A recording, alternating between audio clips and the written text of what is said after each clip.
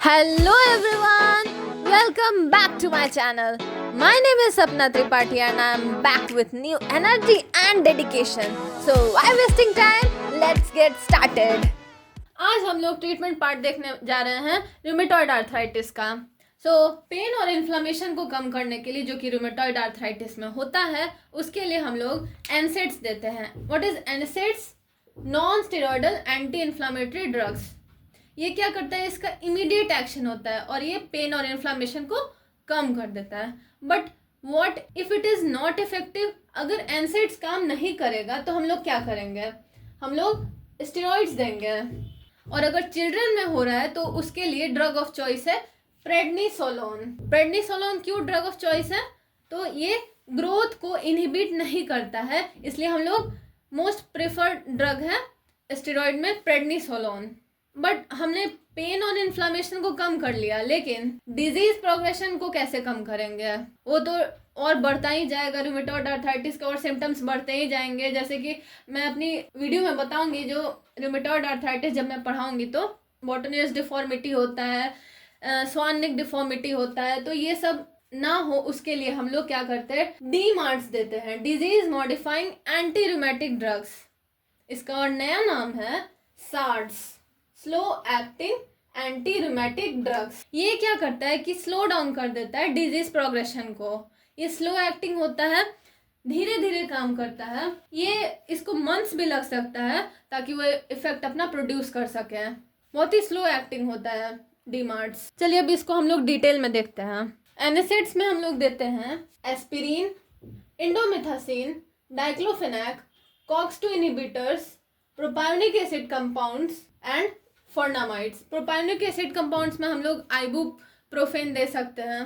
डीमार्ट्स 2 types के, conventional and biological DMARDs. Conventional DMARDs learn करने के लिए एक निमोनिक है, बहुत ही फेमस निमोनिक है, क्यूट एंड पगली Malaika Sherawat. Cute is for chloroquine, P is for penicillamine, A is for azathioprine, G is for gold salts, L is for leflunomide, I for inhibitors of Janus kinase। इसमें 2 drug आते हैं, टोफासिटिनिब and बैरिसिटिनिब। इन दोनों को हम लोग orally देते हैं। M for Malaika is for methotrexate and last Sherawat is for sulfasalazine. अब इसके यूजेस हम लोग देख लेते हैं। तो क्लोरोक्विन जो है वो ड्रग ऑफ चॉइस है इन प्रेगनेंसी।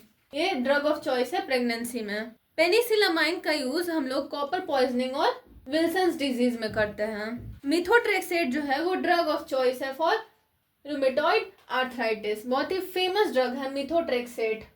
एंड सल्फासालाजीन हम लोग रूमेटॉइड आर्थराइटिस में तो यूज करते ही हैं, साथ ही साथ इसका यूज हम लोग एंकाइलोजिंग स्पॉन्डाइलोसिस में और अल्सरेटिव कोलाइटिस में भी यूज करते हैं।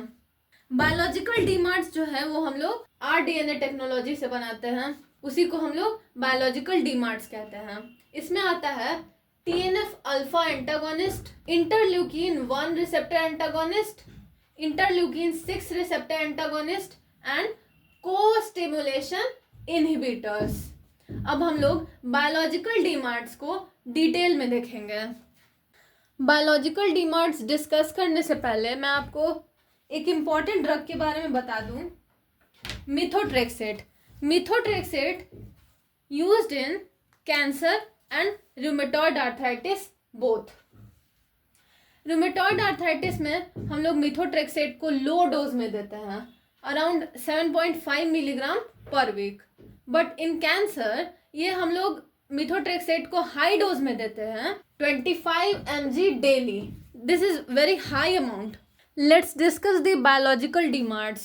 So the first biological DMARD is TNF alpha antagonist. It prevents joint damage in rheumatoid arthritis. इसको याद करने के लिए भी एक निमोनिक है, ACE इनहिबिटर को गोली मारो। A for adalimumab, इसको हम लोग सबक्यूटेनियसली देते हैं। C is for सर्टोलिजुमैब, ये भी हम लोग सबक्यूटेनियसली देते हैं।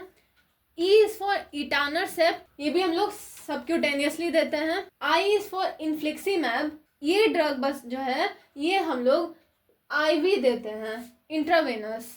जी इज फॉर गोलीमुमैब, इसको भी हम लोग सबक्यूटेनियसली देते हैं। टीएनएफ अल्फा एंटागोनिस्ट, इसको यूज किया जाता है as a demand in Crohn's disease and psoriasis also. Next is interleukin 1 receptor antagonist, इसमें आता है एनाकिंड्रा। इंटरल्यूकिन 6 रिसेप्टर एंटागोनिस्ट, इसमें है tocilizumab and सारीलुमैब, both are monoclonal antibodies. Interleukin 6 receptor antagonist is also used in cytokine release syndrome. Last one is co-stimulation inhibitor, इसमें आता है एक drug abatacept. So these are the biological DMARDs.